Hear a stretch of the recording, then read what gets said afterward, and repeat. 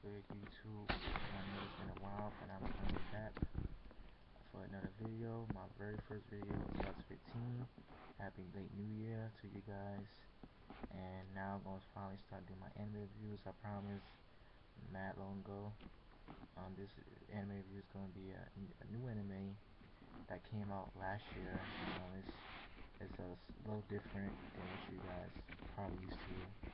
It's a slice of life anime, so if you're not familiar with the slice of life genre, it's basically an anime that's more about everyday life. It's not about, it's more about, simple things like going to school or romance, just about everyday life, in general, and it's, not really story driven like action anime or, action anime or like, whatever, or military anime is more casual. It's kind of like, something to relate to Americans, but we don't really, outside of anime, we really don't watch, story driven on TV shows. We just watch like sitcoms or whatnot. So that's what that's that genre basically is.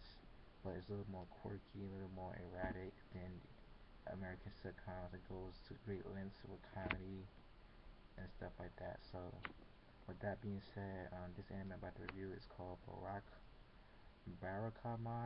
I don't know exactly pronounce it, but it's spelled Barkamon.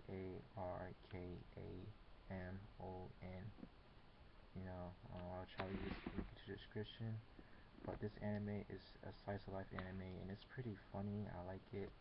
The characters are, enjoyable. They really, just all around fun, to watch.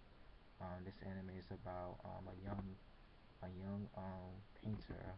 They call it a califer, whatever I don't know what that is, but it's basically a young painter who's from Tokyo. He gets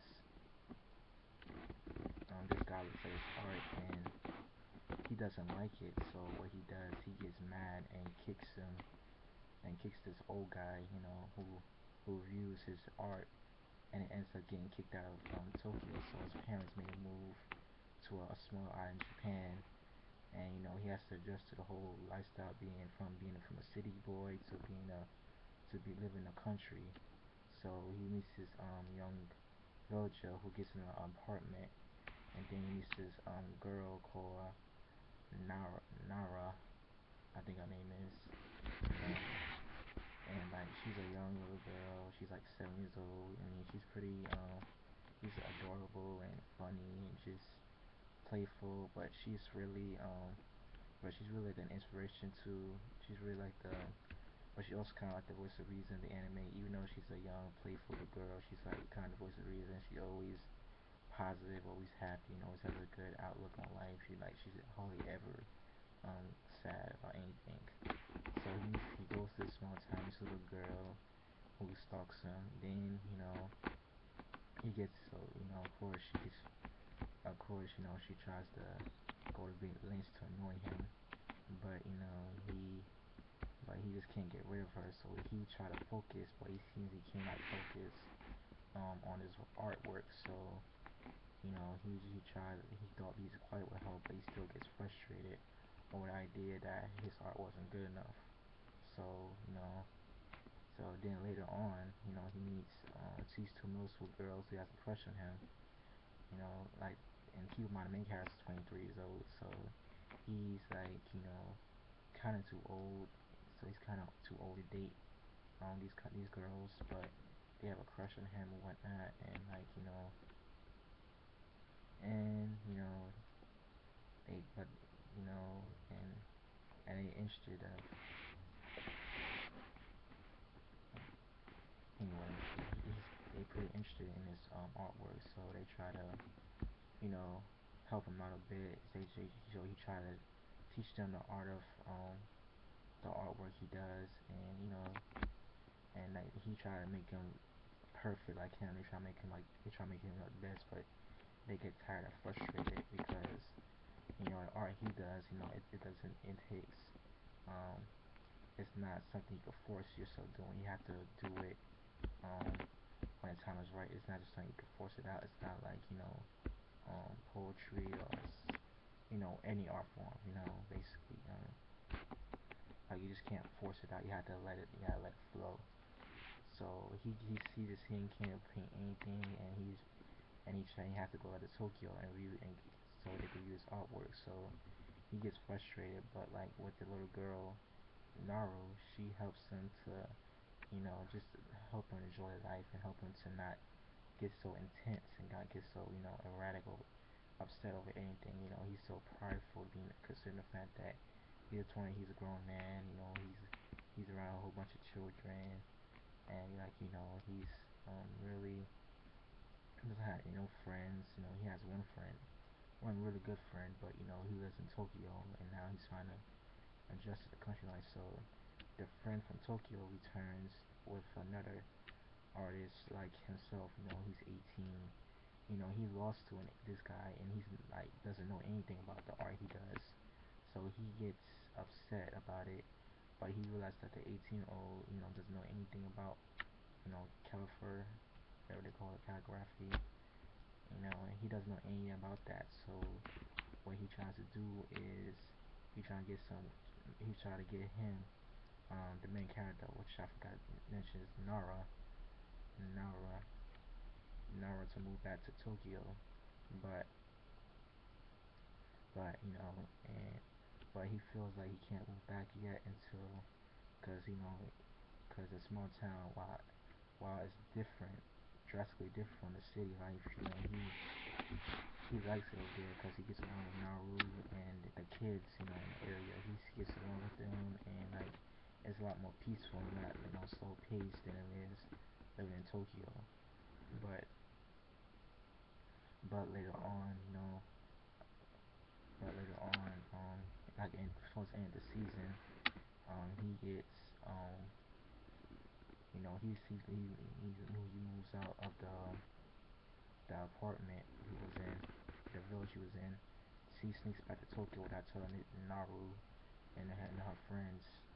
So he moves back to Tokyo, and they review his art. And this time the guy likes his art, you know, but he has to spill coffee on him. So he thought he was screwed. But the guy was he wasn't mad this time. But he was mad this time. That's one thing about the main character. He's like very eccentric. Like this is a classic example of just Japanese humor. It's funny, quirky, just over the top, and really silly. That's one thing I like about anime is that they, they know how to use their imaginations. Japanese people, they know how to use their imagination when it comes to comedy. They don't have to be, perverted. They don't have to be, vulgar. They could just it should be simple comedy, but like in a more over the top, in a more extreme way. So anyway, he spilled coffee on his guy, so he thought the man who he actually kicked his shoe on was going to hit his art again, but he actually liked it, and then he ended up becoming first place. But he still has feelings for this town he left. So his mom was upset that he moved to a small island in Japan because she's overprotective of him. He never moved out the house. Even though he's 23 years old, he never been on his own. And his father tried to convince the mother to let him stay in the island because he was in the island at one point in his life. The island helped him, mature and how to let him, really, give him a different, fresh look on life. So he tried to convince the mother. The mother ended up punching him, slapping him. Just the mother's pretty insane as well. And you know, so they try to. So once she sees that he's very needed, he's needed in the island. Everybody likes him, everybody needs him, everybody respects him, looks up to him. They like all throughout the series they call him Sensei for crying out loud. So like he's a role model to the children in the island. So the mother sees that, and the mother says, okay, well, I'll miss you, but you can come back to your little island or whatever. Basically saying he would go back, but she was being real salty about it. So yeah, that's how basically the first season ends. And like it's only 12 episodes, so that's why I didn't able to cover it in one video. But all no, this anime is pretty good.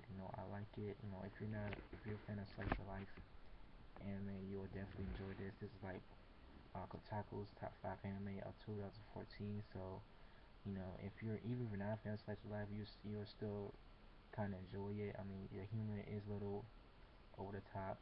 Especially they do censor some stuff that's not really bad. Like this one episode, they was out on the beach and like Naru had hold the slug, and like the slug, they censor the ink that comes out the slug, and like I was like, well, why censor that? And I'm like, what is that? Is that you know um you know basically trying to say it's a male slug, but they try to they do some stuff, and then there's another episode where the kids were bullying Naru, like the middle school kids, so his phone dropped in doo doo and poop, and like and he censored that as well. So it's pretty funny. I mean, even if you're not gonna mature, or if you're like even though the anime is kind of aimed at kids, but it's pretty funny, it's pretty innocent, pretty wholesome.